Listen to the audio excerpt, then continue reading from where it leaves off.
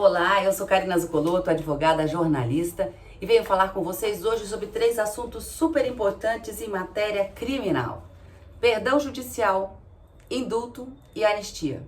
Vamos diferenciar cada um deles para a gente não ter mais dúvidas.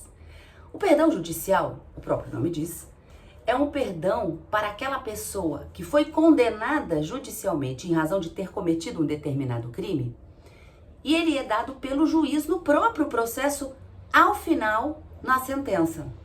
Aí você me pergunta, Karina, então, se a pessoa tem que responder um processo criminal, veio a ser condenada, o juiz concede o perdão judicial, para que o processo? Eu vou te dar um exemplo e você vai entender bem. Todo mundo já deve ter ouvido aquela história de um pai ou de uma mãe que por uma situação inusitada de estresse acabou esquecendo o filho dentro do carro e quando chega para buscar o carro verifica que a criança foi esquecida ali dentro e a criança veio a óbito. Quantas notícias dessas, infelizmente, a gente já não ouviu no noticiário. Nesse caso, esse pai ou a mãe ou responsável legal que esqueceu essa criança, ele vai responder por um homicídio para saber se ele é doloso ou culposo, se houve intenção do evento morte ou não. Ai, Karina, um pai e uma mãe mataram o próprio filho? Pode acontecer. Então é justamente para afastar essas hipóteses que o processo, e também para se apurar as causas da morte, né, efetivamente, que se tem um processo criminal. Então, esse responsável vai responder a um processo de homicídio. Ao final, pode vir a ser condenado por este crime, um homicídio culposo, esqueceu o bebê dentro do carro, negligência, né? Não cuidou devidamente desse bebê, foi condenado. Ele vai ter que cumprir essa pena? O juiz pode conceder a esse pai ou essa mãe o perdão judicial para que ele não cumpra a pena, por clemência. E você sabe por quê? Imagine que esse pai ou essa mãe vão conviver com essa dor para o resto de suas vidas.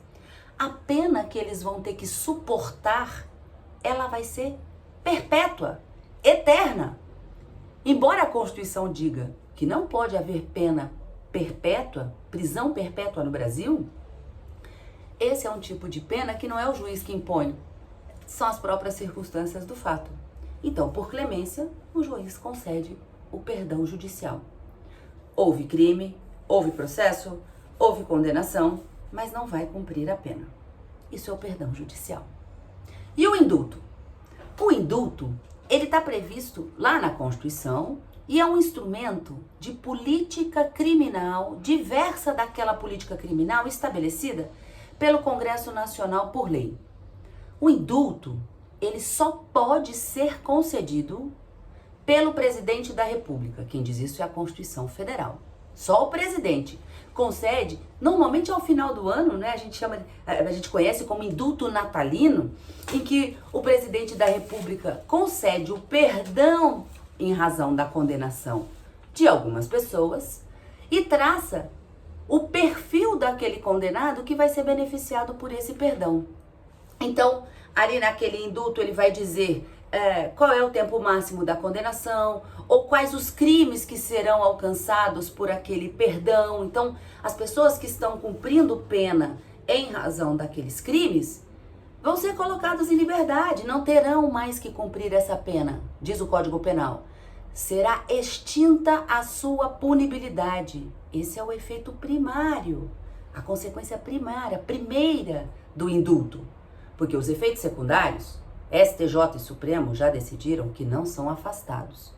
Então, aquele camarada que foi condenado, está cumprindo pena, mas foi beneficiado pelo indulto do presidente da República, ele vai deixar de cumprir a pena por aquele crime, mas ele, pode vir a ser considerado reincidente se ele vier a ser condenado em outro crime, e a reincidência aumenta a pena dele no segundo caso. Não é bom.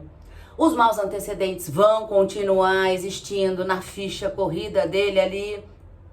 Se porventura, em razão daquele crime que ele recebeu o indulto, ele tiver que pagar, por exemplo, perdas e danos para a vítima, né? Além da lesão corporal ainda deu prejuízo, tem que pagar uma indenização, uma pensão, isso também não é extinto essa pena não, ele tem que pagar. Então esses são chamados efeitos secundários do indulto, que não são extintos com a punibilidade em razão desse instrumento de política criminal.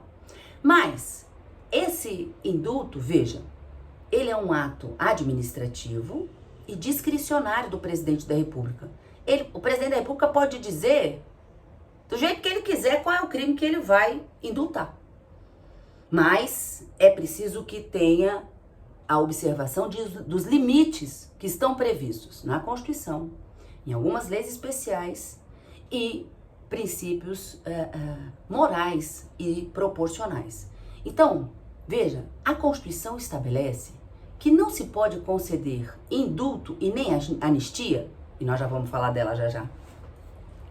Não pode conceder nem indulto e nem anistia nos crimes que começam com as seguintes letras, ó, TTTH. Tortura, tráfico, terrorismo e hediondo. Esses crimes, nem adianta o presidente querer falar que vai conceder indulto natalino, porque se chegar no Supremo, o Supremo derruba. Porque é um limite material previsto na própria Constituição. Lá no Supremo, está sendo discutido um indulto de Natal de 2022, que à época foi concedido pelo então presidente da República, Jair Bolsonaro. O Procurador-Geral da República questiona diversos dispositivos, alegando inconstitucionalidade nos critérios estabelecidos para a concessão do indulto. Está no plenário virtual. O ministro Flávio Dino já votou entendendo que não há nada para ser corrigido naquele indulto, que é um ato administrativo, é discricionário, está dentro dos limites. A política criminal adotada ao argumento da Advocacia Geral da União é para a redução da superpopulação carcerária e não há nada de ilegal e nem imoral no ato. Os demais ministros devem votar e a gente aguarda o resultado para trazer para vocês também.